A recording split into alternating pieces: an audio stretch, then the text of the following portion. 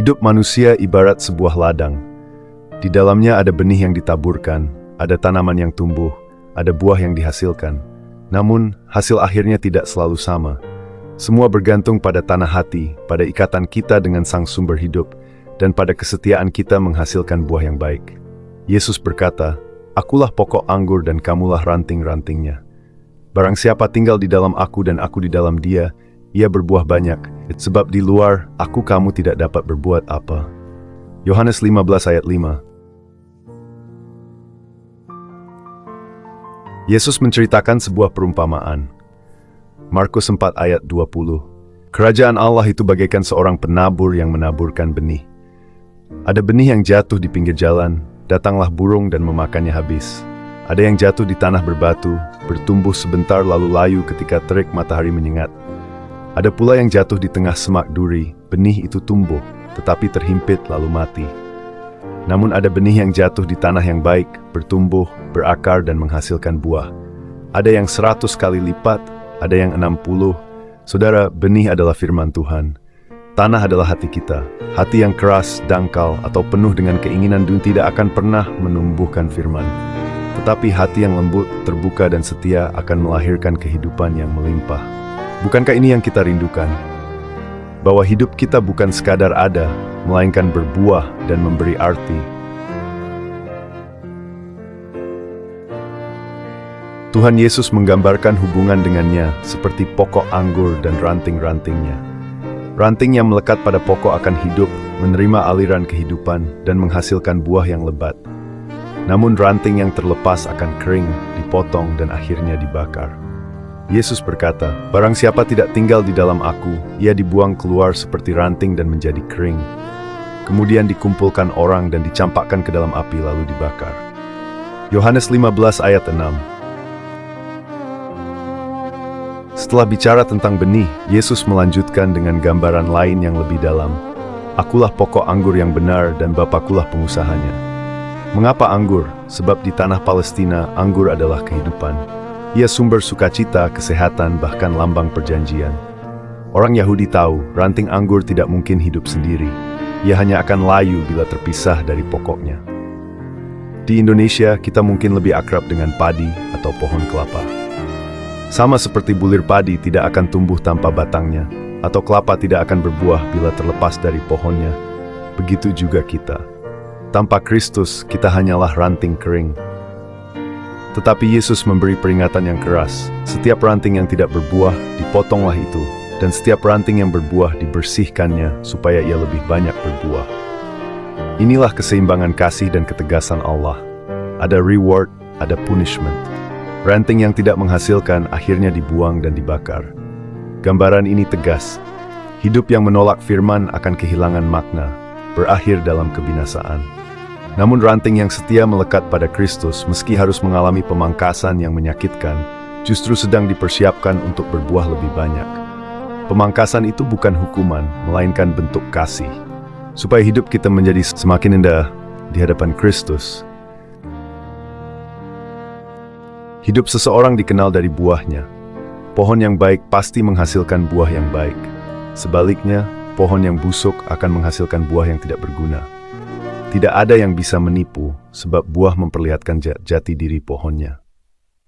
Yesus menegaskan, setiap pohon yang tidak menghasilkan buah yang baik pasti ditebang dan dibuang ke dalam api. Matius 7 ayat 19. Buah hidup kitalah yang menjadi bukti nyata, bukan sekadar penampilan luar. Lalu apa yang terjadi dengan buah anggur yang berlimpah itu? Ia diperas, ia dihancurkan, hingga keluar air anggur yang manis. Dari sanalah Yesus membawa kita kepada perjamuannya. Pada malam terakhir sebelum ia disalibkan, Yesus mengangkat cawan berisi anggur dan berkata, "Inilah darahku, darah perjanjian yang ditumpahkan bagi banyak orang untuk pengampunan dosa." Betapa dalam maknanya. Benih yang ditaburkan melahirkan kehidupan. Ranting yang melekat pada pokok anggur menghasilkan buah, dan buah itu dipersembahkan menjadi lambang kasih terbesar, darah Kristus yang menebus dunia. Dengan roti dan anggur, kita diingatkan, hidup ini bukan milik kita, tetapi milik Kristus. Kita tidak bisa berbuah bila tidak melekat padanya. Kita tidak bisa diselamatkan bila tidak ditebus olehnya. Inilah undangan terbesar dalam sejarah manusia. datanglah ke meja perjamuan Kristus. Bukan ini sekadar untuk makan dan minum, melainkan untuk tinggal dalam Dia dan Dia di dalam kita. Hari ini, mari kita renungkan, benih apa yang sedang bertumbuh dalam hati kita? Apakah kita ranting yang melekat pada pokok anggur, ataukah sudah mulai kering dan terlepas? Yesus berkata, "Barang siapa tinggal di dalam aku dan aku di dalam dia, ia berbuah banyak. Sebab di luar aku, kamu tidak dapat berbuat apa-apa."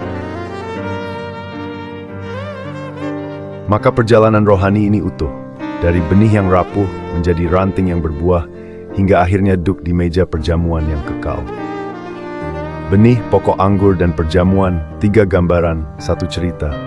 Cerita tentang hati yang diubah, hidup yang berbuah, dan sukacita yang tidak akan pernah berakhir. Pertanyaannya bukanlah tanah macam apa kita hari ini, atau seberapa banyak buah kita. Pertanyaannya adalah, maukah kita membiarkan Sang Penabur mengolah hati kita? Sang pokok anggur menopang hidup kita, dan Sang Raja mengundang kita masuk ke dalam perjamuannya. Hidup kita adalah panggilan untuk berbuah, dari benih yang ditabur, dari ranting yang melekat pada pokok, hingga pohon yang menghasilkan buah. Allah rindu melihat hidup kita berbuah. Pertanyaannya bukan sekadar apakah kita terlihat hidup, tetapi buah apa? Kiranya hidup kita bukan hanya sekadar hidup, melainkan berbuah, melekat, dan dipersembahkan bagi kemuliaan Allah.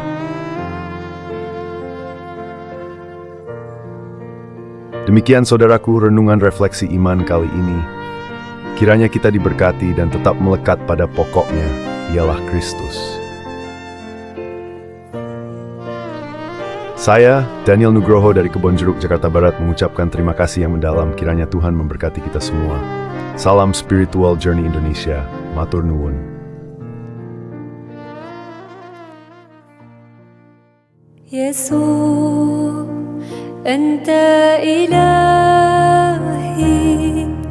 حبك شافي الوحيد أنت حبيب نفسي أبدا يسوع أنت من أريد يسوع أنت إلهي حبك شافي الوحيد أنت حبيب نفسي أبدا يسوع أنت من أريد